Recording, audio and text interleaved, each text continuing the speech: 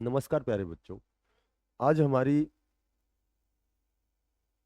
LCM की दूसरी class कह सकते हैं।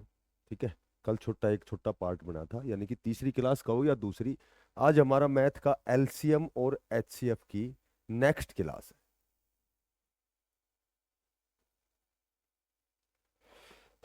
देखो, एक तो ऐसे क्वेश्चन आते हैं, वह बड़ी से बड़ी संख्या, वह बड़ी से बड़ी संख्या जिसका 1661 व 2040 में भाग देने पर भाग देने पर 10 व 8 शेष बचे।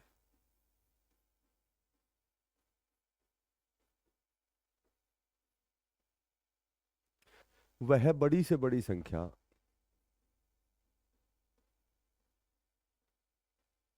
वह बड़ी से बड़ी संख्या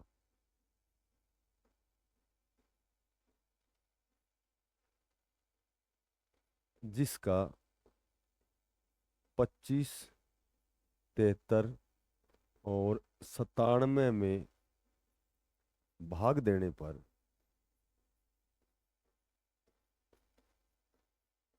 प्रत्येक दशा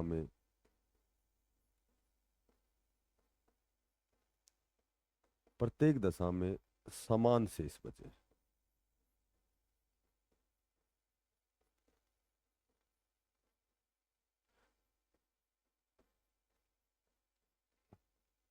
इसके ये ऑप्शन हो गए।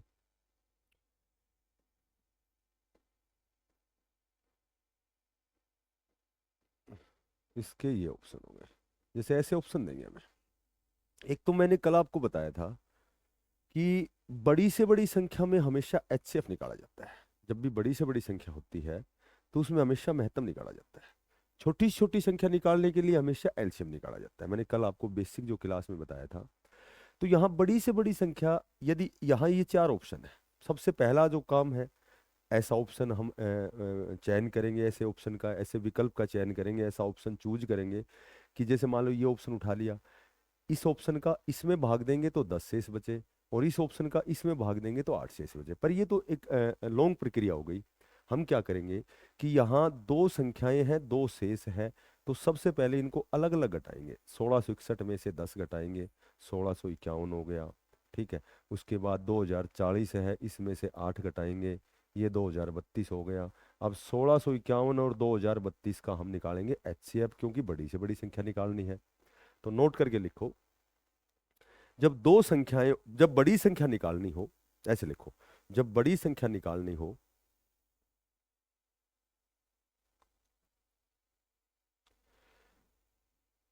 जब बड़ी संख्या निकालनी हो तो दो संख्याओं के साथ जब दो शेष दिए गए हों तो अलग अलग घटाया जाता है।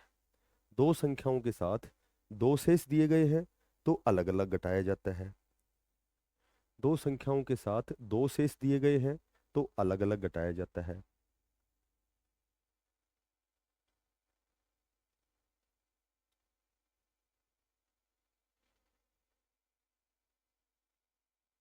और यदि दो संख्याओं के साथ केवल एक शेष दिया गया है और यदि दो संख्याओं के साथ केवल एक शेष दिया गया है तो उसी शेष को दोनों संख्याओं में से घटाया जाता है। तो उसी शेष को दोनों संख्याओं में से घटाया जाता है।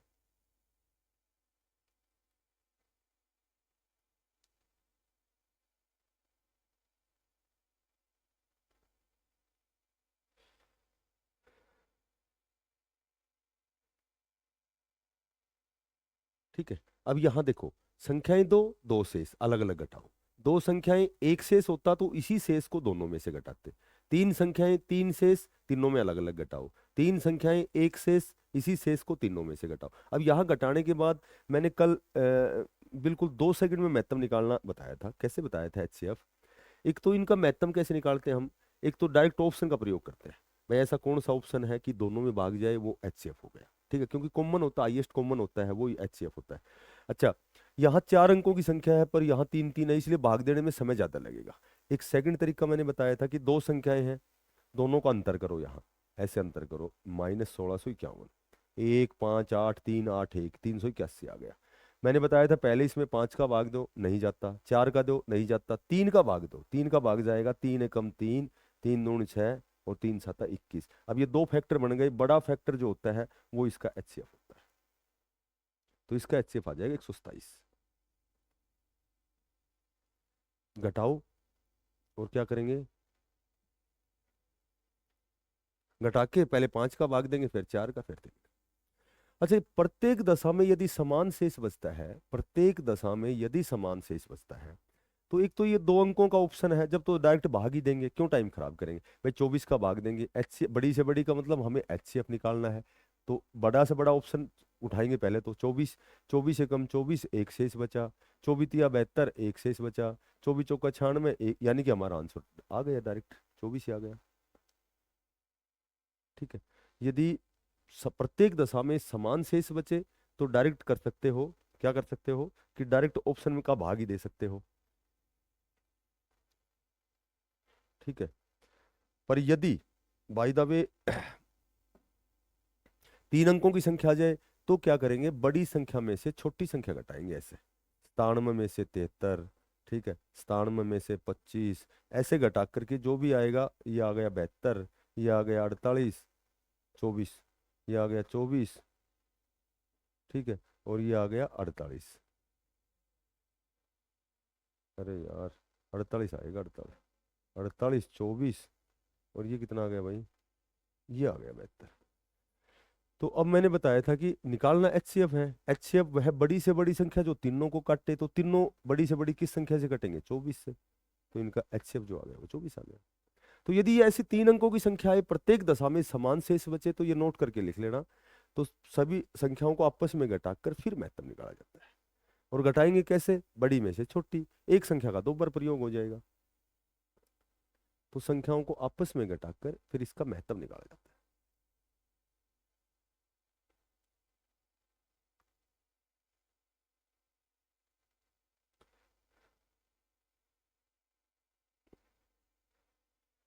अच्छा, देखो छोटी से छोटी संख्या कैसे निकालते हैं, ये तो बड़ी से बड़ी हो गई। मैं कहूं कि वह छोटी से छोटी संख्या, जैसे ऐसा क्वेश्चन आ गया, वह छोटी से छोटी संख्या जिसमें जिसमें 9, 12, 15 और 18 का भाग दिया जाए,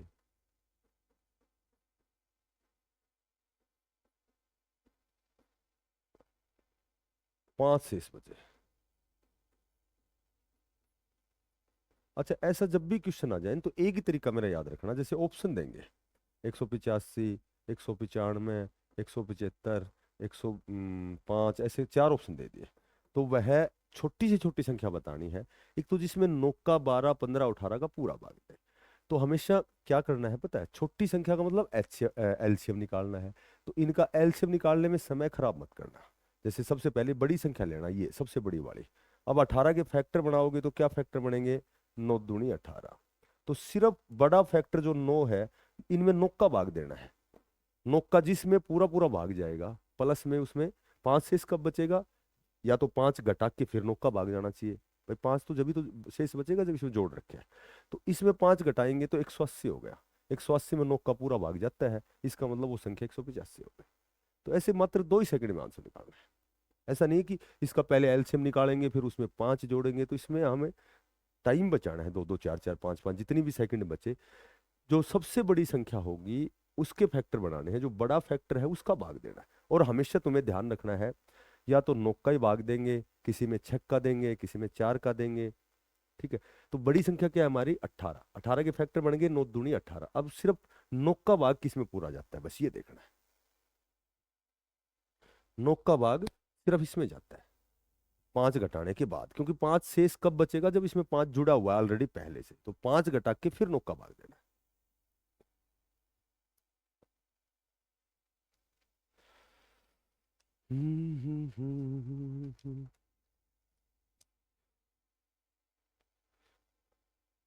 देख सुनो, एक एलसीएम और बताता हूँ कैसे निकालना है। मिटाऊं इसको। जैसे एलसीएम में ये क्वेश्चन आया था एसएससी जीडी में कि 26, 56, 104 और यहाँ था 182। तो इसका एलसीएम निकालना है। ये हमें 1 मिनट का 1 मिनट लेनी है, क्योंकि 1 नंबर का सवाल है ये। ठीक है, तो इसमें ज़्यादा समय खराब नहीं करना हमें। तो एलसीएम कैसे निकालोगे? जैसे इन चारों का एलसीएम निकालना है, सबसे पहले फैक्टर बनाने तुम्हें इसके। देखो, इसके बन गए 13 दूनी 26, इसके बन गए 8 सातू 56, इसके बन गए 13 8 104, और भाई इसके बन गए पहले तो 2 से बनाता हूँ 91, फिर बन गया 13 7 91। फैक्टर मैंने बना दिए। ठीक है, अब हमेशा परिवार का जो बड़ा सदस्य है उसको लेना है। जैसे 2 के साथ 8 है तो 2 वाले 2 4 को छोड़ देना, 8 लेना है। 9 के साथ जैसे 9 है तो 3 वाला पार्ट छोड़ दे, बड़ा सदस्य लेना है। एक तो बड़ी सबसे बड़ी संख्या लेनी है, जैसे 13 इसमें है, 13 इसमें 13, एक तो 13 लेना है। ठीक है, अब देखो 7 7 भी बड़ा है तो 7 भी ले लो। अब 2 8 और 2, 2 8 2 में बड़ा सदस्य क्या है? 8। तो ये इसका एलसीएम आ जाएगा। ऐसे निकालते हैं एलसीएम। एक तो बड़ी संख्या जो अभाज्य हो तो लेनी लेनी है बड़ी संख्या, प्लस में परिवार देखो 9 के साथ 3 नहीं लेना है, 8 के साथ 2 और 4 नहीं लेना है, और अभाज्य जो संख्याएं 13 हो गई 7 हो गई ये तो लेने लेने हैं सारे। एलसीएम निकालने का ये सबसे बेस्ट तरीका होता है।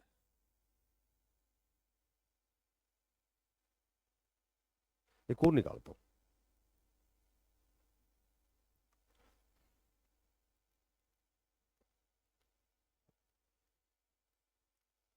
निकालू।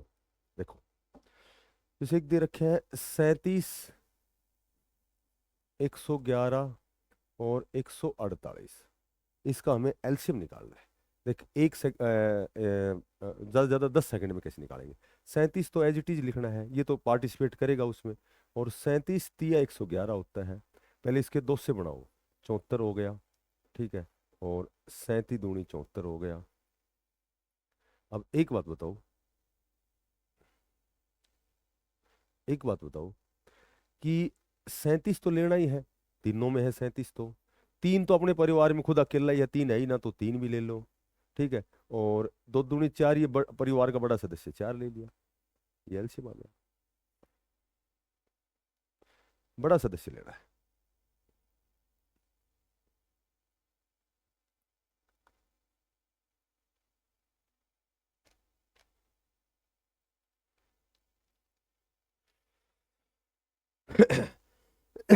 अब देखो, जैसे ऐसा क्वेश्चन आ गया, मिटा दूं। देखो ऐसा क्वेश्चन आ गया, 3 12 24 और 36, वह छोटी से छोटी संख्या जिसमें 3 12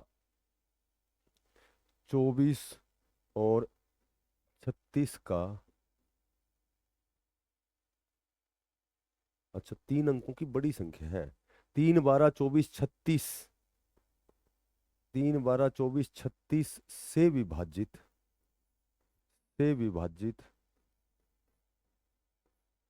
3 अंकों की बड़ी संख्या बतानी है। 3 अंकों की सबसे बड़ी संख्या बतानी है। अब जैसे इसमें हमें देंगे ऑप्शन 984। ठीक है, एक दे दिया 936, क्योंकि बड़ी संख्या तो 999 होती है। एक हो गई 900 और एक हो गई 924। देखो, एक तो क्वेश्चन की ये समझना लैंग्वेज, ये क्वेश्चन एग्जाम में आ गया और हमें करना है ये मात्र 2 सेकंड में। ठीक है, तो 2 सेकंड में कैसे करेंगे? 3 अंकों की बड़ी संख्या, 3 अंकों की बड़ी संख्या तो 999 होती है, लेकिन चूंकि हम 999 नहीं लेंगे क्योंकि 4 ऑप्शन दे रखे हैं, इसके अकॉर्डिंग लेंगे। पर वो होनी चाहिए वो बड़ी बड़ी, 999 के नजदीक होनी चाहिए। अच्छा, जिसमें 3 का भी जाए, 12 का भी, 24 का भी, 36 का, सिस्टमेटिक ढंग से तो चारों को हम एलसीएम निकालेंगे, उसके बाद ही देखेंगे। बाकी मैंने एक तरीका बताया था कि जो बड़ी संख्या है इसके फैक्टर बनाएंगे। क्या बनेगा? 9 चौका, तो सिर्फ 9 का भाग देना है। देखो 9 का भाग 9 एकम 9 नहीं जाता, 9 एकम 9, 9 चौका 36। ठीक है। अच्छा ये इसमें भी जाता है 9 का भाग तो, पर बड़ी लेनी है ना, बड़ी इन मेरी इसमें बड़ी कौन सी है, तो ये आंसर होगा हमारा, बड़ी तो लेनी है ना। तो ऐसे क्वेश्चन में सिर्फ 2 ही सेकंड में आंसर निकालना है, क्योंकि वो जो समय जो तुम बचाओगे वो बड़े क्वेश्चनों के लिए बचाना है। ऐसे थोड़ी इन क्वेश्चनों में टाइम खराब कर दोगे, इन चारों का एलसीएम निकालोगे फिर भाग देख के देखो, इससे तो 1 मिनट से ज्यादा लगेगी। और यही कारण होता है कि हमारे क्वेश्चन छूट जाते हैं।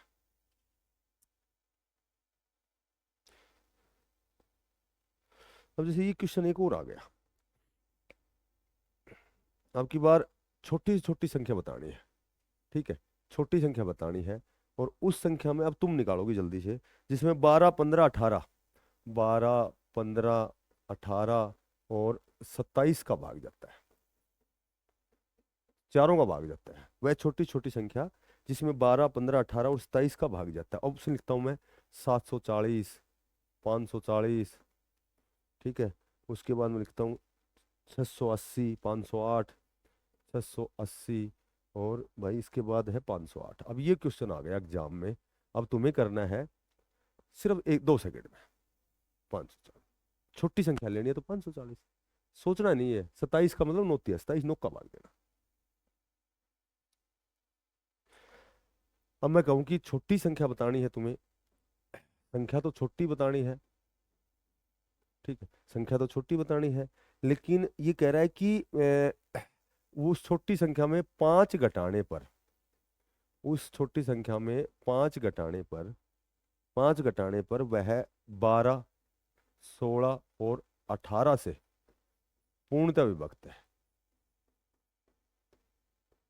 सबसे छोटी संख्या बतानी है, लेकिन उसमें 5 घटाने पर, और तुम्हें क्या करना है,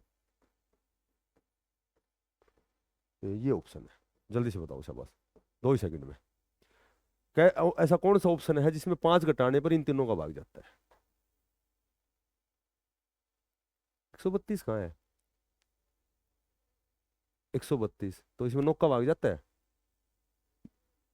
क्यों? 12, 16, 18 बड़े के फैक्टर बनाओगे जो 9 दूनी 18 तो बनेंगे।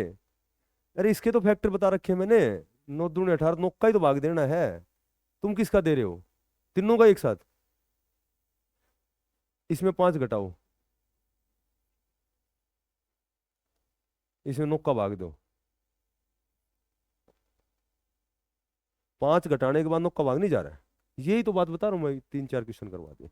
बड़ा जो फैक्टर है उसमें उसके फैक्टर बनाओ और उसका भाग देना है।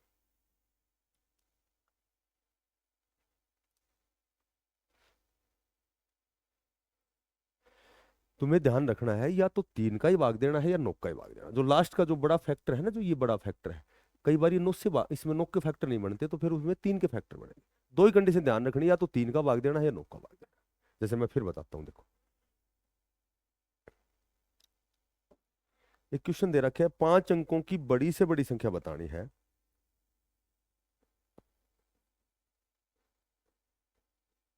पांच अंकों की तुम्हें बड़ी से बड़ी संख्या बतानी है। अच्छा, 5 अंकों की बड़ी से बड़ी तुम्हें पता ही है क्या होती है, 999, 9 5 बनाएंगे, जिसमें 3, 5, 8, 12 का भाग जाए, जिसमें 3, 5, 8 और 12 का भाग जाए। अच्छा, 5 अंकों की बड़ी से बड़ी बतानी है। अच्छा, ऑप्शन दे रखे हैं हमें, एक तो रियल संख्या दे रखी है 5 अंकों की, एक ऑप्शन 99,948 दे रखा है, ठीक है, एक ऑप्शन दे रखे हैं 99,962, 99,962, और एक दे रखे हैं हमें 99,722।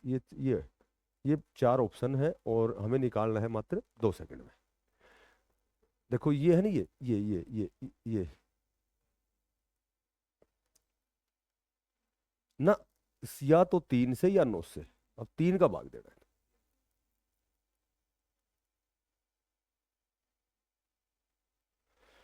और यदि मैं कहूं कि भाग जाए और 2 शेष बचे, अब कैसे बताओगे? 2 शेष बचे, अब निकालो। 3 का तो भाग 3, 5, 8, 12 का जब भाग देते हैं तो 2 शेष बचता है, तो यानी कि 2 घटा के तो भाग देंगे फिर। भाई 2 शेष कब बचेगा? जब 2 जोड़ रखी उसमें ऑलरेडी पहले ही। तो पहले जब शेष बचने वाले क्वेश्चन में पहले घटाओ उस शेष को, लास्ट वाले। इस है इसमें दो दो घटाओगे तो 99,720। नौ और नौ 18, 18 और 7 25, और 2 27। अच्छा नहीं, इनमें बड़ी कौन सी, हमें बड़ी बतानी है ना, हमें तो बड़ी बतानी है भाई। ये तो छोटी है, इससे छोटी है नहीं तो बड़ी बतानी, 5 अंकों की बड़ी। इसमें दो शेष बचता नहीं। इसमें दो, इसको तो देखेंगे क्यों, पहले तो इससे बड़ी ये देख, बड़ी बड़ी ये देखेंगे ना, समझे। तो ध्यान रखना, मैंने 4 5 क्वेश्चन इसलिए कराए, या तो तुम्हें ऐसे क्वेश्चनों में 3 का भाग देना है या 9 का। ठीक है, या तो 3 फैक्टर मिलेगा लास्ट वाली संख्या में, या 9 फैक्टर।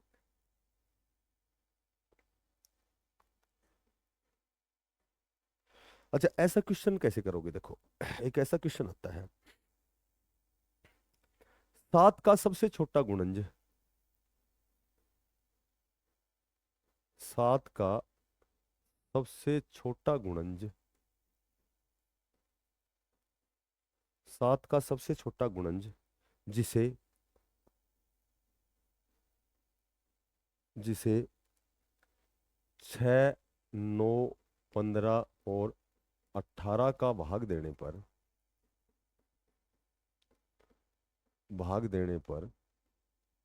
ये कह रहा है कि 4 शेष बचे।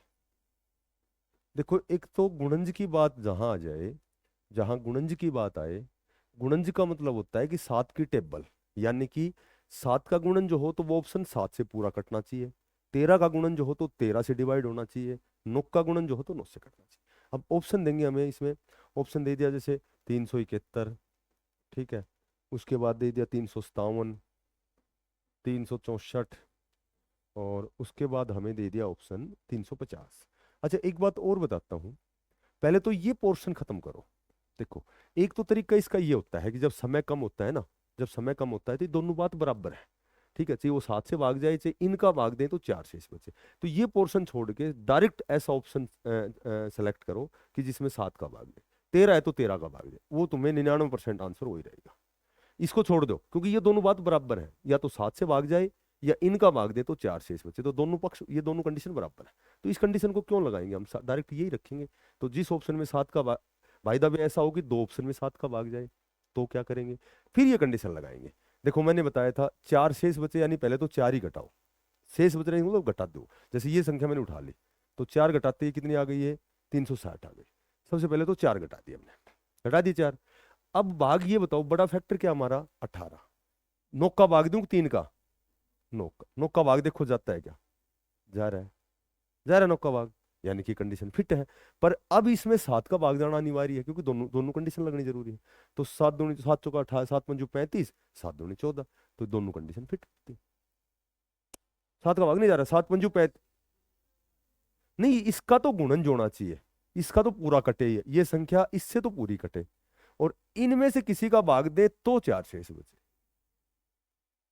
भाई दोनों मैंने अभी तो बताया, दोनों कंडीशन ये बराबर है, ये दोनों कंडीशन बराबर है, या तो 7 से पूर्णता कटे या फिर इनका भाग दे तो 4 शेष बचे। हाँ, पर ये कंडीशन देखो, 9 का भाग जाता है क्या, ये तो मैंने पहले बताया ना, पहले कंडीशन ये लगाएंगे। ठीक है, 4 शेष बच रहा है, 4 घटाओ। अब ये देखो कि 369, 67, अब देखो 367 है, क्या ये 9 का भाग जा रहा है, अब भी ना समझ में आया, तो पहले ये कंडीशन लगाएंगे और फिर देखेंगे कि वास्तविक संख्या में 7 का भाग जाता है या नहीं, 13 का जाता है या नहीं।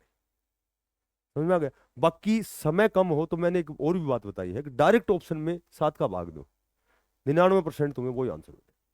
बाकी बाई द वे ऐसा हो कि दो ऑप्शनों में 7 का भाग जाए, अब जैसे यहाँ चला गया, इसमें भी इसमें भी, तो फिर हमें ये कंडीशन लगानी पड़ेगी।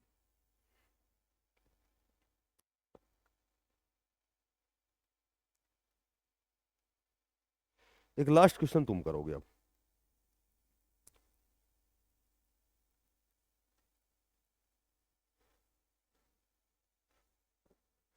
4 अंकों की,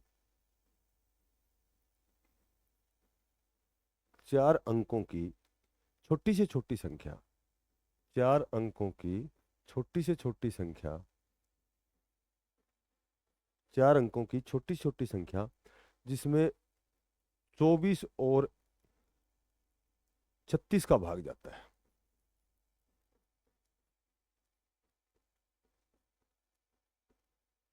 ठीक है। और यदि यदि उस संख्या में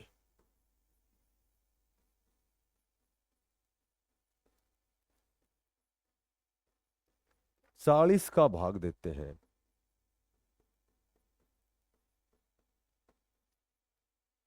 तो x शेष बचता है।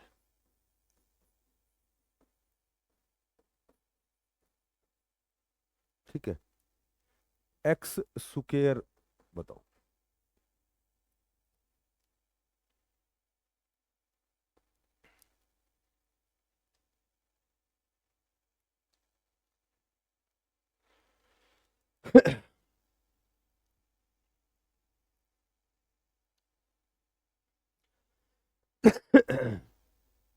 तो शाबाश।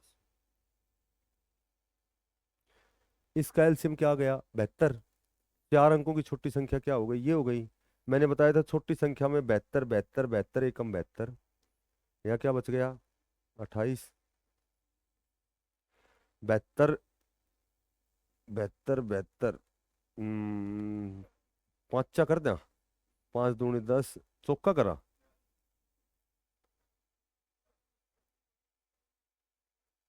72, 72 चौका, 4 दूनी 8, 288। यानी कि चौका करांगा तो 288। यानी कि यहाँ 8 कम रह गए, तो इसमें 8 जोड़ दो, वो संख्या आ गई हमारी 1008। ठीक है। और कह रहा है कि 40 का भाग देने पर, 40 का भाग देने पर 40 दूनी 80, क्या शेष बच रहा है? यानी कि 8 शेष बच गया। तो x की वैल्यू 8 आ गई, तो 8 का वर्ग क्या हो गया? 24। छोटी संख्या निकालनी होती है, एक अंक ज्यादा का भाग दे दिया, तो जो भी शेष बचे उसको जोड़ दिया करो उसमें, और बड़ी संख्या में घटाना पड़ता है। देखो, एक जो शताब्दी होती है, एक शताब्दी, एक शताब्दी में कितने वर्ष होते हैं? 100 वर्ष होते हैं। एक शताब्दी में 100 वर्ष होते हैं, सभी को पता है। अच्छा, ये जो 100 वर्ष होते हैं, इसमें 76 तो साधारण वर्ष होते हैं और 24 लीप वर्ष होते हैं। एक शताब्दी में साधारण वर्ष यदि पूछा जाए तो 76 होते हैं। ठीक है। लीप वर्ष पूछा जाए तो 24 होते हैं।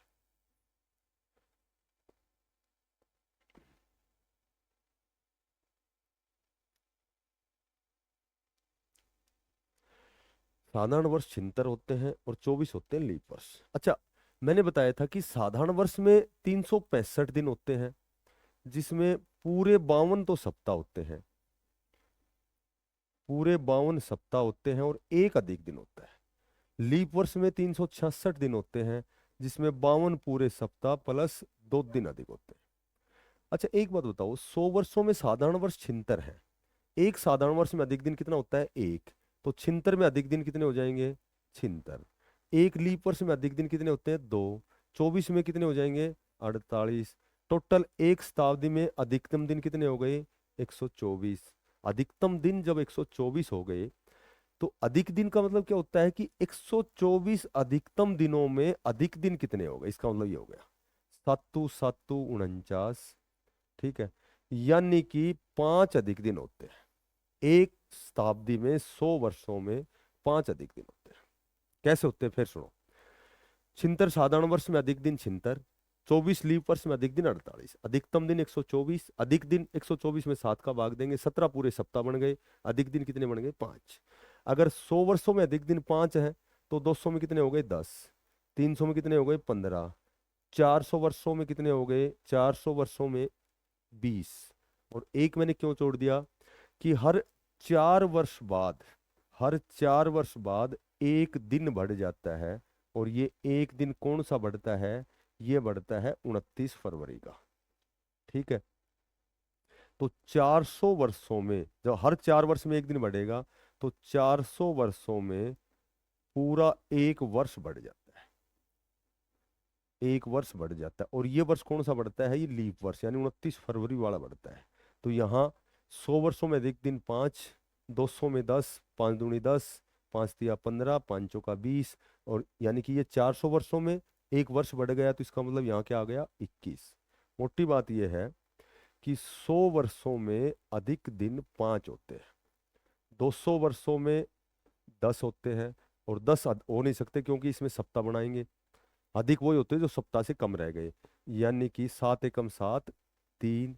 300 में अधिक दिन कितने आ गए हमारे, 15 में 7 का भाग देंगे 1, और 21 में 7 का भाग देंगे तो 0। तो ये लगातार प्रक्रिया चलती रहेगी। वीडियो बन रही है तो चलाए ना रख, कल शुरू करते हैं फिर नेट चल गो, आज शुरू करते हैं फिर। तो ये जो प्रक्रिया है ये लगातार चलती रहेगी, ये चलती रहेगी कहाँ तक, अनंत तक। अगर 500 में पूछा जाए तो 5, 600 में 3, 700 में 1, 800 में फिर 0, 900 में फिर 5। अब मैं कहूँ कि 5400 वर्षों में कितने अधिक दिन होंगे, ठीक है 5400 में, तो सीधा डायरेक्ट हमें क्या करना है, 2 जीरो तो कैंसिल कर देनी है, और 54 में भाग किसका देना है 4 का, 4 एकम 4, 1, 4 तिया 12, बच गया क्या 2, यानी कि 200, यानी कि 5400 में 3 दिन। भाई हर 400 बाद 0, 800, 1200, 1600, 2000, 2400, 2800, 3200, 3600, 4000, 4400, 4800, 5200। 5200 में 0 है तो 5300 में 5, 5400 में 3, 5500 में 1। ठीक, तो सीधा डायरेक्ट अगर ऐसा भी आ जाए ना क्वेश्चन, जैसे मान लो डायरेक्ट क्वेश्चन ऐसे दे दिया हमें कि 15 जुलाई, मैं कहूँ कि 15 जुलाई और 1700 को मंगलवार है, ऐसा क्वेश्चन आ जाए, तो मैं कहूँ कि 15 जुलाई और 1900 को क्या वार होगा, जैसे ये क्वेश्चन आ गया, डायरेक्ट 200 सालों का अंतर आ गया, तो 3 दिन बढ़ जाएगा, क्योंकि 200 सालों में अधिक दिन कितने होते हैं 3, 3 बढ़ाएंगे तो मंगलवार को छोड़ के बढ़ाना है, बुध बृहस्पति शुक्र। अच्छा मैं कहूँ कि मैंने बताया था कि एक शताब्दी में 100 वर्षों में 76 तो साधारण वर्ष होते हैं और 24 लीप वर्ष होते हैं, ठीक है 24 लीप वर्ष होते हैं। तो एक बात बताओ, 100 सालों में 24 लीप वर्ष, यानी कि 24 बार 29 फरवरी आएगी 100 सालों में। अगर मैं बात करूँ 200 में, तो 200 में 24 दूनी 48 बार आएगी। मैं बात करूँ 300 में, तो 24 तिया 72 बार आएगी। मैं कहूँ कि 400 सालों में कितनी बार आएगी, तो 24 चौका 96, और प्लस क्या कर देना है 1। एक क्यों जोड़ दिया, क्योंकि हर 400 साल में एक लीप वर्ष बढ़ जाता है। लिख लो ये बात, जैसे 4 वर्षों में एक दिन बढ़ता है, उसी प्रकार 400 सालों में एक पूरा एक वर्ष यानी कि एक लीप वर्ष बढ़ जाता है।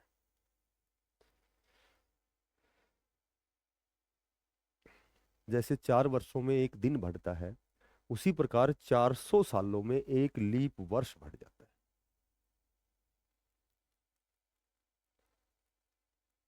400 सालों में एक लीप वर्ष बढ़ जाता है।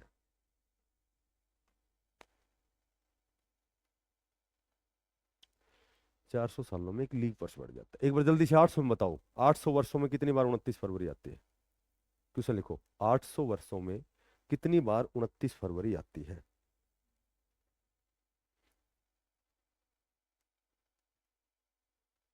हाँ, 800 सालों में 24 को 8 से गुणा करो या 24 को 8 बार जोड़ो, 192, और हर 400 में एक बढ़ेगा तो 800 में 2 बढ़ेंगे, 194 बढ़ जाएगा। एक एक तो होता है साधारण वर्ष, ठीक है, और एक होता है लीप वर्ष। साधारण वर्ष और लीप वर्ष में समान पंचांग बोलते हैं, ये तुम्हें याद रखना है, ऐसा क्वेश्चन आता है। हालांकि कुछ एक ऐसे क्वेश्चन में इनमें जरूरत भी नहीं पड़ती, डायरेक्ट भी निकलता है, लेकिन कुछ एक ऐसे क्वेश्चन है ये याद रखना भी अनिवार्य है, समझ गया ना। बस इसमें पहला और 10वां मन्ना बराबर होता है, इसमें दूसरा तीसरा और 11वां बराबर होता है, इसमें चौथा और 7वां बराबर होता है, इसमें 9वां और 12वां बराबर होता है, इसमें पहला और चौथा 7वां बराबर होता है, तीसरा और 11वां बराबर होता है, दूसरा और 8वां बराबर होता है, 9वां और 12वां बराबर होता है।